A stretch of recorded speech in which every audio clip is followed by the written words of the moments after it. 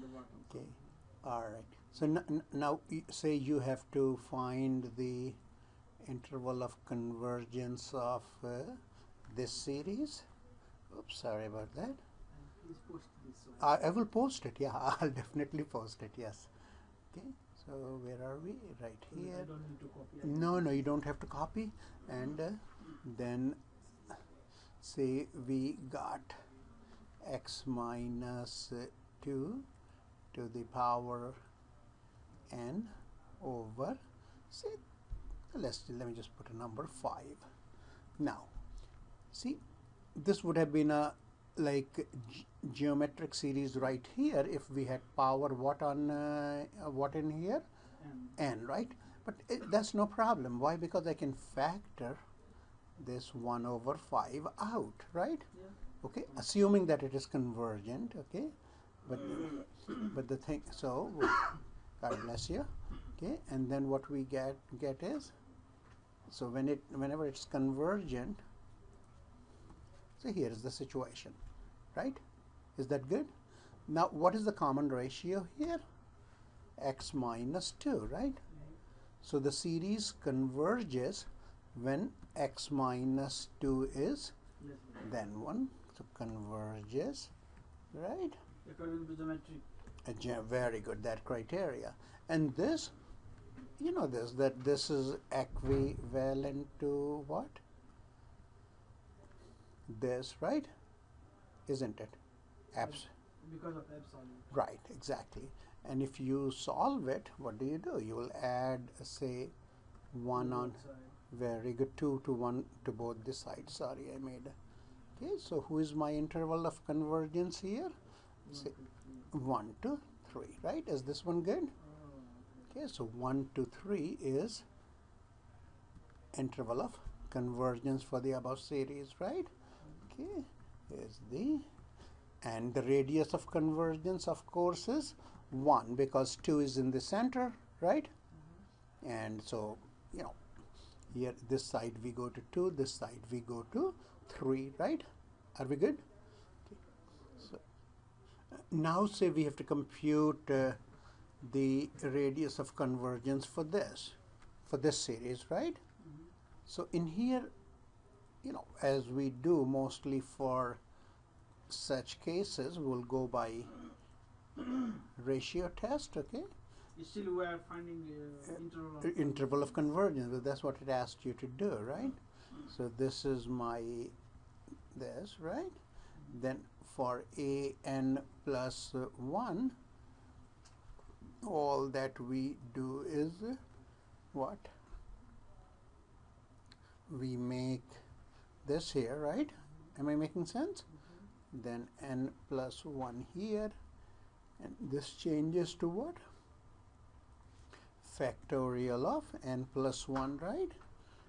So now if we took the right, so which will be, in this case we are using it like a sub n plus 1 over a sub n, right? And you can see these guys will cancel. This way or opposite, another way? Say that again. A sub n divided. What you can do, it's not the same thing there. Your conclusion will be decided differently. Okay. All right. But in this case, we know if this limit turns out to be less than 1, all right, then the series will be convergent. Otherwise, and if it's greater than 1, the series will be divergent. If it equals 1, it will be inconclusive, right? Okay. So the thing is, so we are taking it this way. So what happens? We have this quantity here, right? Actually, the absolute value of that quantity there, right? And this is positive, so we are going to ignore the absolute value there, right? And the other thing will do what? It will reverse, right? So let's do this here. Factorial of n over simply factorial of what? This quantity, right? Now, so when I divide, when this will be cancelled by that, what you would have is, you would have simply right where, and actually the absolute value, I shouldn't have taken that out, right? So this is gone, and when this is n plus 1, very good. Now for any given value of x, as n goes to infinity, this will be finite number, right? Okay, say you take x equals 11, that will be 9, right? Yeah. Okay, so this will be, and this goes to what? Infinity, right? So the whole thing will go to 0, right? So when we plug in value and you don't have to plug. Yeah, just we think. Right, exactly. That for any given value of x, right? For any given value of x, here this part will be finite, right? And then I have n plus 1 going to infinity, so finite number, okay? And that's less than 1, so it does what? It always converges, doesn't it, right? That means its interval of convergence is who? You may write that as negative infinity to what? Infinity? Am I making sense? Yeah, it's always converges. That means no matter. Oh, yeah. Okay. All the way it's always very good. Makes sense? Okay. So now, say we have to look at this series for its interval of convergence, right? See the one that we look at. So in here again, here we are using a ratio test all along, right? So say we have a n plus 1 over a sub n, right? Is that good? And then you can see those ones will cancel, right? And what shall we have? We shall have absolute value of x to the power n plus 1 because of this, right? Divided by, what will I have? N plus 1 plus 3. I mean, I just wrote it because, you know, all right. And then we have what here? N plus 3 over simply absolute value of x, right? Am I clear on this? x to the power n. Oh yes, thank you. See, I missed it, right? Very good. Okay, and then what happens when we do the cancellations? What shall we have then? Just this power disappears, right? And so we are going, and this is how much? N plus 4, right? Okay, times n plus 3. Well, let's just rearrange it for a second. Okay, we can rearrange it in the following format. That is, we got absolute value of x, right? Then times n plus 3 over n plus 4, right? Am I making sense? Now, as n goes to infinity, what happens to this? This portion goes to 1, right? N plus 3 over n plus 4 as n goes to infinity. Then it becomes infinity by infinity. Form, you can, well, you can use L'Hopital, or look right here, Oh, I have a polynomial, right? Yeah. Okay, whichever way. 1. Okay. So this thing goes to absolute value of x, right? So it converges for what? 1. Wait, no.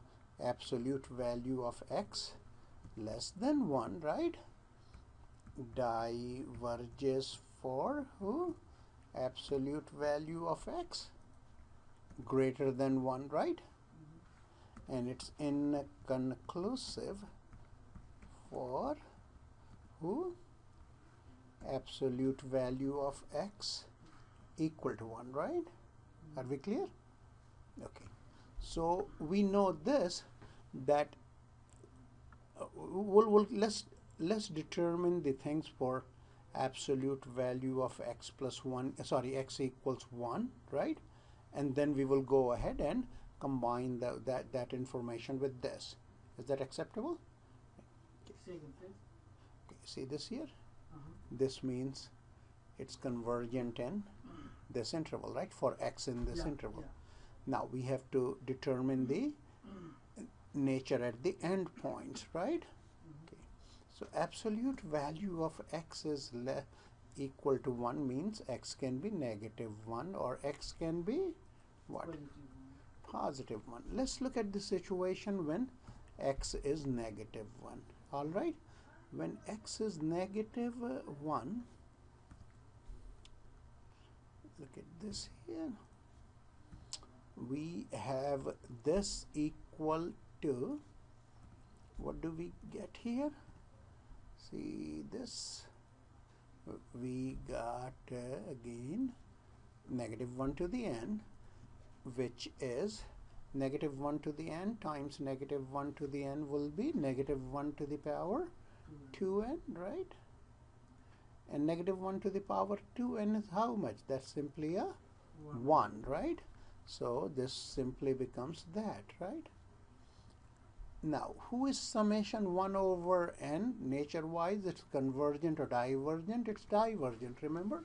Summation 1 over n is a divergent P series because the power is 1, right? But here n plus 3, so we no. So you can take the limit comparison test, remember that? The limit comparison test does what? See, we have that, right? And then we know that, what do we know? We know that this diverges, you agree, right? Now I can't do the direct comparison. Why? Because in the direct comparison these will be less, so it doesn't tell us much, right? But I can do the limit comparison, remember? I'll do this. I'll take the limit as n goes to, do you remember limit comparison test? That is, if I have this, if I look at the limit of this term divided by the corresponding term here, right? Then in this case the limit would be what? We just did something like this a few seconds ago. All right. So here we have what? Very good. So that's a 1, right? So what happens? The two series have the same nature, right? Okay. So since this diverges, the original also diverges, right? Makes sense? So the thing is, when we are checking at the end points, we just concluded, what did we conclude? That the series is divergent for x equals -1. Very good. Okay, so here it diverges, right? Now let's check at x equals 1. So when I have x equals 1, then what happens? Here I have 1 to the power n, and which will be what for each power of n? That will simply be what?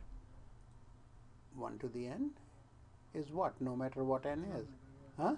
It's yeah, it just stays there, right? Now what I have an alternating series test, don't I? Sorry, alternating series, right? Do you agree? You know, keep on changing, right? And this one, just check on your own, it satisfies the alternating series test for convergence, okay? All right, so converges by the alternating series test, right? Am I clear? So it converges for who? X equals 1, right? Okay, see that here? So see, it did not converge at -1, right? Makes sense? And it converged at 1, right? So what would happen? My interval of convergence is going to look like what? I'll start at -1 with parentheses, right? And stop at 1 with a closed parentheses, right? Am I clear? Yeah, I forgot. I don't remember. What does it mean? The big one and the small one.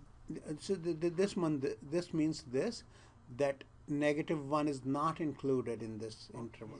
This And means 1 it is included. this is So included. this is something from 0 to 1, something like that. Right, 0 to 1, and 1 is included in this interval, but negative 1 is not. Okay.